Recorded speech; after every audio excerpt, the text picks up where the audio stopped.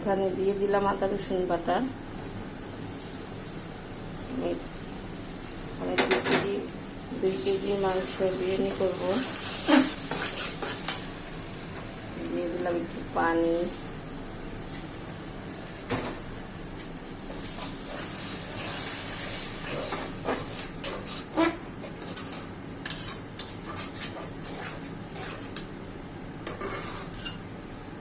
দিয়ে দিলাম শাহি গরম মশলা।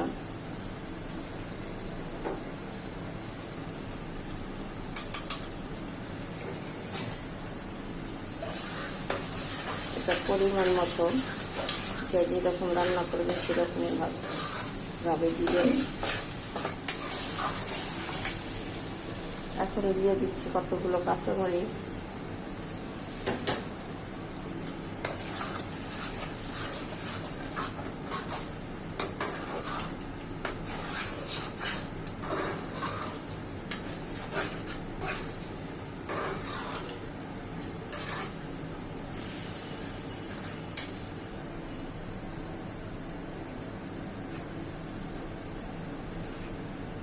দিচ্ছি হলো লবণ পরিমাণ মতো।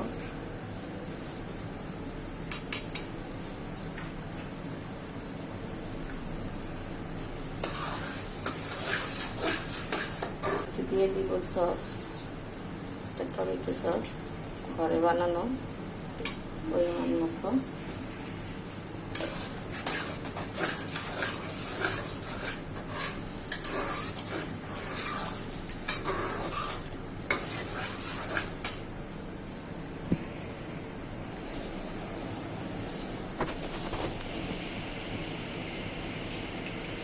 এখন দিয়ে দেব একটু টক দই।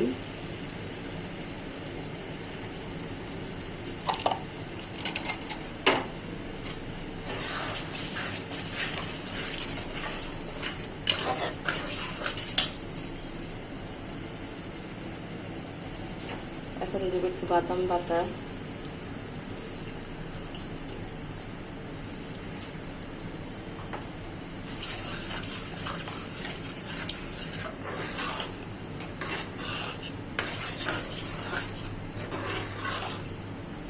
এখন তেল উপরে উঠে এসেছে। এখন মাংসটা ছেড়ে দেব। এখানে 2 কেজির উপরে মাংস আছে, গরুর মাংস। এটা এখন ছেড়ে দেব।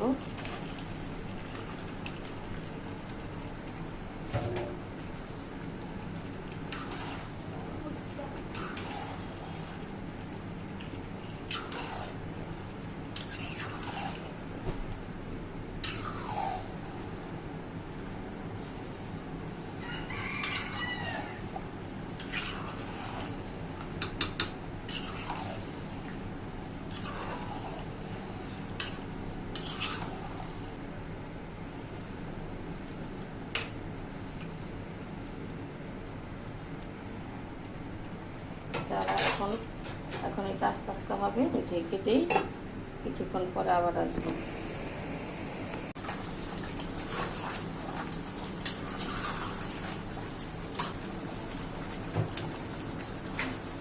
এখানে আমি একটু কেওড়া জল দিয়ে দিব। এটা হলো কেওড়া জল, একটু দিলে ঘ্রাণ হয়। সামান্য একটু দিয়ে দিলাম।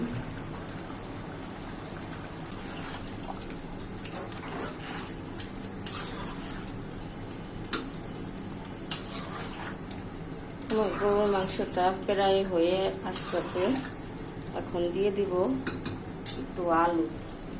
বিরিয়ানিতে একটু আলু না হলে ভালো লাগে না। এখানে একটু আলু দিয়ে দিব।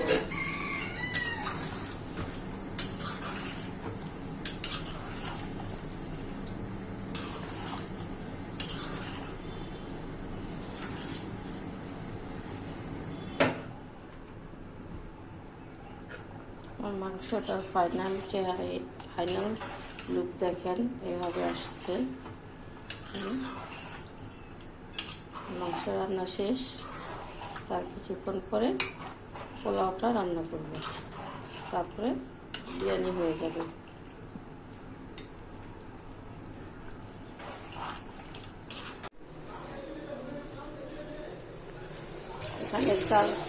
এখানে 2 কেজি চাল আছে, এটা দিয়ে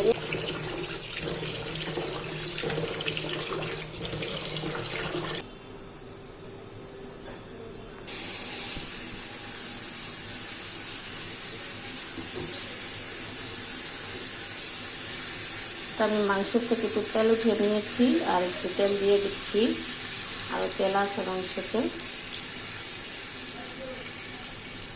এখন আমি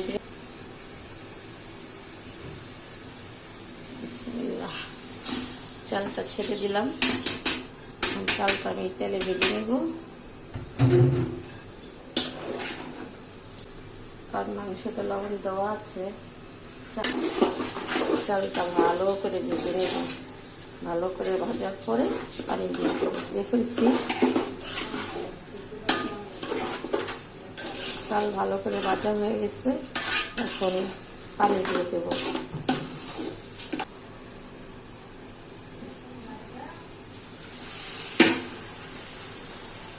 এটা গরম ফুটান্ত পানি। গরম পানি দিলে রান্নাটা তাড়াতাড়ি হয়। আমি পানি দিয়ে দিয়েছি, এখন একটু কেওড়া জল দিয়ে ঢেকে দিব, তারপর দমে আসা পড়বে, তখন একটু কেওড়া জল দেব।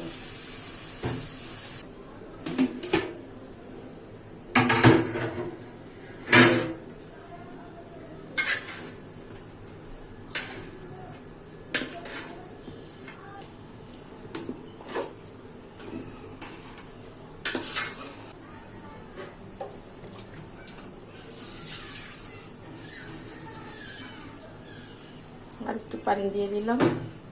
চালটা একটু কাঁচা হয়ে গেছে, এখন আর একটু পানি দিয়ে দিলাম। একটু পানিতে চালটা আমার সম্পূর্ণ হয়ে যাবে।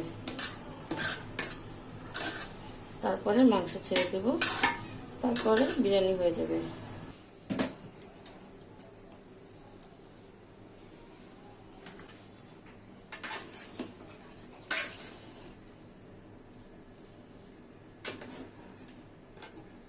এভাবে আমি একটু একটু করে দিব আর নাড়া দিব, তাহলে সব জায়গায় মিশবে। মাংসটা দিয়ে দিলাম পোলাওর মধ্যে, এভাবে করে সব মাংস দিয়ে দিব আর নাড়া দেব।